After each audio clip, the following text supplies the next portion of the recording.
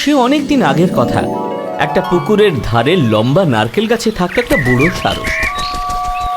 ছোট্ট সেই পুকুরে মাছ খুব বেশি ছিল না, কিন্তু যা মাছ ছিল তা খেয়ে দারুণ আনন্দে থাকতো ওই বুড়ো সারসটা।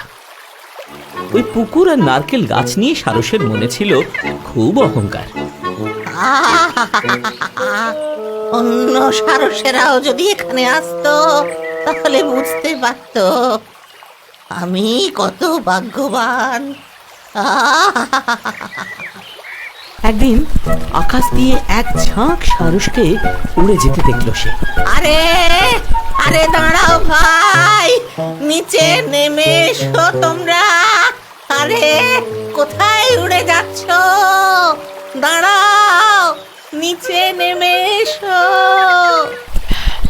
ওই বুড়ো সারসটা আমাদের ডাকছে, মনে হয় ওর কোনো সাহায্যের দরকার। চলো নিচে নেমে একবার দেখে আসি।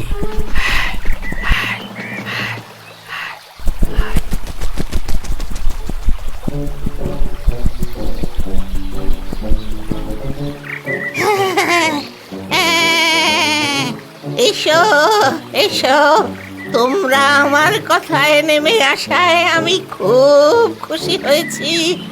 তোমরা এখন আমার অতিথি।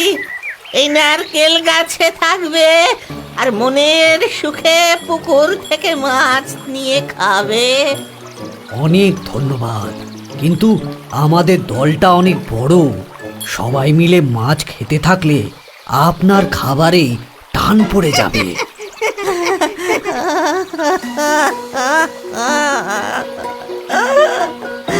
তোমরা যদি আমার অতিথি না হও তাহলে আমি নিজের জীবন আর রাখবো না, আর রাখবো না। আচ্ছা আচ্ছা, কোনো ব্যাপার নেই, আমরা অতিথি হচ্ছি আপনার। আমরা আজ থেকে আপনারই অতিথি। তারপর ওই বুড়ো সারসের কথা মতন সারসের দল নারকেল গাছে বিশ্রাম নিতে থাকলো আর পুকুরে নেমে ইচ্ছে মতন মাছ খেতে লাগলো। আমি 3টে মাছ খেয়েছি। তাই নাকি? আমি তোর থেকে একটা বেশি খেয়েছি, মানে 4টে খেয়েছি আমি। তোরা সবাই আমার কাছে হেরে গেছিস, আমি 7টা মাছ খেয়েছি।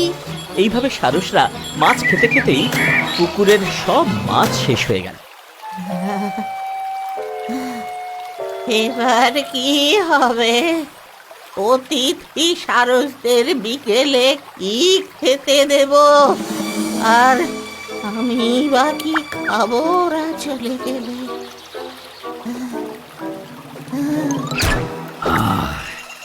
এবারে আমাদের যেতে হবে। আপনাকে অনেক ধন্যবাদ। আপনার যদি ওড়বার ক্ষমতা থাকতো আপনাকেও আমরা আমাদের সঙ্গে নিয়ে যেতাম। চলি বন্ধু, রেডি স্টার্ট।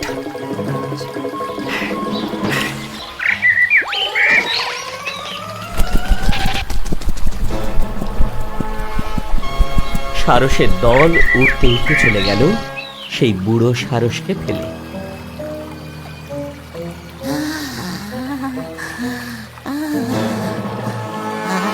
পুকুরে মাছ নেই, কি খাবো? এরপর যা হবার তাই হলো।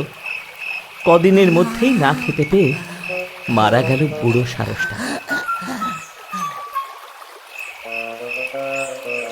অবুঝের মতন কাজ করলে নিজেরই বিপদ বাড়ে।